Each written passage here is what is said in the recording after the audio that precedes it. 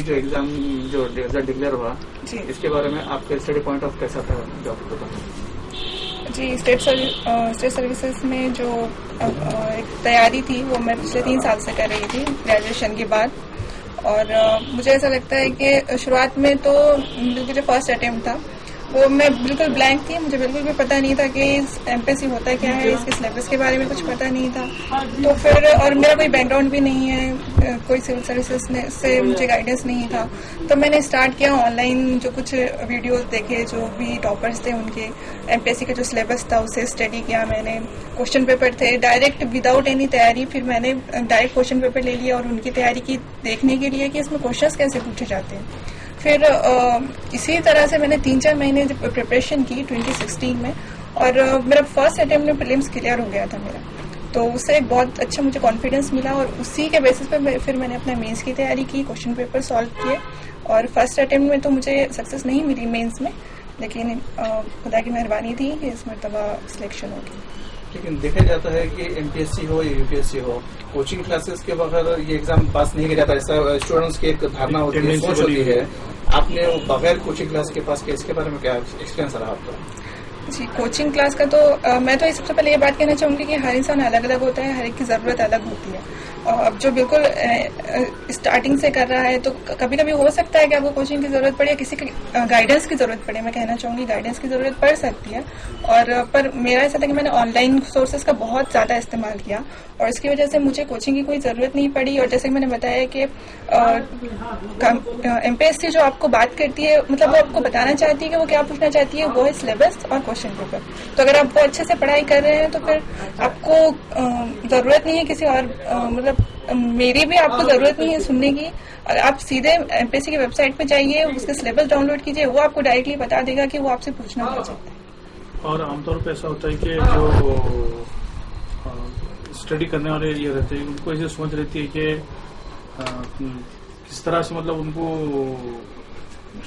मुश्किलात जो syllabus tough होता है उसकी नोयत क्या रहती है, कैसा उसको कवर करा जाता है, कितने मज़ामीन रहते हैं, इस तरह से क्या होता है? एमपीएससी का जो प्रीलिम्स है उसमें पेपर 1 और पेपर 2 है, यूपीएससी की तरह ही है, लेकिन इन दोनों में एक फ़र्क ऐसा है कि एमपीएससी में सीसैट के मार्क्स भी इंक्लूड किए जाते हैं। तो इसकी वजह से आपके 400 मार्क्स का प्रीलिम्स होगा। उसमें हर जो सेक्शन के हिसाब से आपके कट ऑफ होंगे, उसमें आपको क्लियर करना पड़ेगा। मेंस में 6 सब्जेक्ट्स होंगे, 2 लैंग्वेजेस के हैं, एक सब्जेक्टिव है, एक ऑब्जेक्टिव है। जीएस के 4 पेपर्स होंगे, हर पेपर 150 मार्क्स का है। तो फिर जीएस 1 में जैसे हिस्ट्री ज्योग्राफी, जीएस 2 में पॉलिटिकल साइंस, जीएस 3 में एचआरडी यानी ह्यूमन राइट्स डेवलपमेंट, और जीएस 4 में economics and science and technology. और इस तरह से जो 600 का पेपर है, 800 का पेपर है और 100 मार्क का इंटरव्यू, इसी के बेसिस पे आपका सिलेक्शन होता है। आपके प्राइमरी एजुकेशन के ताल्लुक से बैकग्राउंड बताइए। उर्दू मीडियम से रहा है, आमतौर उर्दू मीडियम के बच्चे थोड़ा सा ऐसा से कमतरी का शिकार रहते हैं। हाँ जी बिल्कुल। मेरा जमात अव्वल से जमात 2 तक मैंने सिर्फ और सिर्फ उर्दू मीडियम था, सेम इंग्लिश भी नहीं था। मैंने पूरी तरह से उर्दू मीडियम से तैयारी की। तो मैं ये कहना चाहूंगी कि अमूमन अक्सर ऐसा होता है कि आप बिल्कुल से उर्दू मीडियम से जब जैसे 11th-12th बहुत सारे लोग इंग्लिश मीडियम में लेते हैं, मैंने भी इंग्लिश मीडियम में लिया था। तो उस वक्त काफ़ी परेशानी मुझे भी हुई थी, मेरा परसेंटेज बहुत डाउन हो गया था, मुझे मोरली भी बहुत एक ऐसा लगा था कि पता नहीं हो पाएगा या नहीं। तो मुझे ऐसा लगता है कि अगर आप चाहते हैं इंग्लिश मीडियम में करना तो आपको फिर करना पड़ेगा, सख्त मेहनत करना पड़ेगा। इंग्लिश न्यूज़पेपर पढ़िए आप, इंग्लिश के एडिटोरियल्स। अगर आपको ठीक है इंग्लिश में आपको पढ़ने का बिल्कुल इंटरेस्ट नहीं है तो आप कहानियों से स्टार्ट कीजिए, नॉवेल से स्टार्ट कीजिए इंग्लिश, फिर आपका इंटरेस्ट बढ़ता जाएगा। ऐसा है कि उर्दू मीडियम से ऐसा समझो, एमपीएससी में तो आप उर्दू में नहीं लिख सकते, उसके लिए आपको मराठी और इंग्लिश आना ज़रूरी है। तो फिर आपको इंग्लिश और उसकी भी तैयारी साथ साथ करनी चाहिए, उर्दू के साथ साथ करनी चाहिए। उसी वजह से आप आगे बढ़ सकते हैं। ऐसा से कमतरी कि बिल्कुल भी आप ये मत कीजिए। जो ये उर्दू जो जुबान है वो इतनी अच्छी ज़बान है कि वो आपको अच्छी तरह से सबके साथ चलने का एक मैसेज देती है। मुझे तो लगता है कि अगर आप उर्दू बैकग्राउंड से हो तो आप बहुत ज़्यादा आगे जा सकते हैं किसी भी फील्ड में। आपकी फैमिली का किस तरह सपोर्ट रहा, आपके वालिद साहब?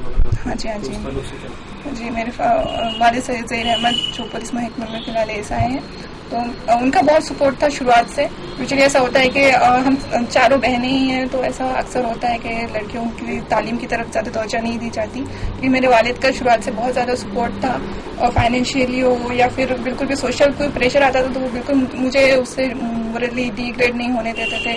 मेरी वालिदा भी काफ़ी उन्होंने सपोर्ट किया मुझे। वो खुद मुझे पढ़ाती थी, मैंने कोई कोचिंग 10th एंड 12th में भी नहीं की उन्हीं की वजह से।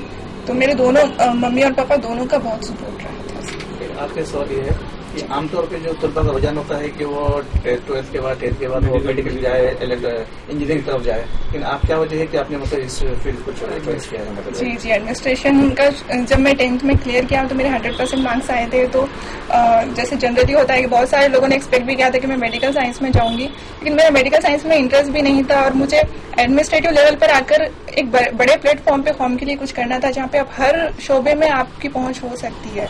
और मेरे वालिद ने भी मुझे इसके लिए काफ़ी इंस्पायर किया और साथ ही डॉक्टर श्रीकर परदेसी उस वक्त जो कलेक्टर थे उनसे मैं काफ़ी इंस्पायर हुई। उन्होंने एक कॉपी मुक्त अभियान निकाला था उस वक्त, तो मैं उससे इतना ज़्यादा इंस्पायर हुई कि फिर मैंने सोचा कि मैं इसी फील्ड में जाऊँ। आजकल का यूथ जो है वर्चुअल दुनिया की तरफ ज्यादा भाग रहा है, सोशल मीडिया पे टिकटॉक हो गया, व्हाट्सएप हो गया, एक महंगे फोन वगैरह इसी को टारगेट बना के जिंदगी गुजार रहे।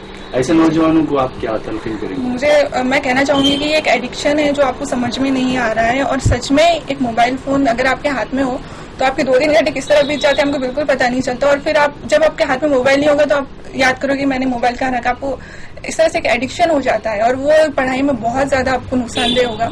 तो आप खुद को पुश कीजिए, अपना जो एम है उसको सामने रखिए, अपने वालिदैन की मेहनत को देखिए कि ये जो आप मेहनत कर रहे हैं आपके वालिदैन आपके लिए कर रहे हैं। अगर आप इस तरह ये हो जाएंगे तो आपकी कौम, आपका मुल्क आगे कैसे तरक्की करेगा? आपकी ये अभी उम्र है और आपको ये वर्चुअल वर्ल्ड से दूर जाकर मेहनत करनी चाहिए। मुस्लिम स्टूडेंट का जो परसेंटेज कम होता है तो उसकी वजह क्या पार्टिसिपेट कम होते हैं या फिर पास होने वालों को परसेंट कम रहता है? अगर एमपीएससी की बात करूं तो पार्टिसिपेशन भी कम है, क्योंकि मराठी होने की वजह से बहुत सारे स्टूडेंट्स ऐसे हैं जो डरते हैं कि एमपीएससी में क्यों जाएं, और कुछ लोग ऐसे भी समझते हैं कि एमपीएससी की नौकरी यूपीएससी से कम है तो यहाँ पर नहीं आना चाहिए। ये बहुत देखा है मैंने, तो मुझे लगता है कि आप ये बिल्कुल मिथ है, आप छोड़ दीजिए। और मराठी भी बहुत ईजी है, अगर आप उसको एक चांस दीजिए, उसे पढ़िए अच्छे से और एमपीएससी की तरफ आप अपेयर तो हो जाइए। कम से कम अपेयरनेस अगर आप कर रहे हैं, आप मैदान में आ रहे हैं, तभी तो आप आगे बढ़ सकते हैं। ऐसे ही अवामी बेदारी वाली न्यूज़ के लिए हमारे YouTube न्यूज़ चैनल को लाइक, सब्सक्राइब और बेल आइकॉन को प्रेस करना ना भूलें।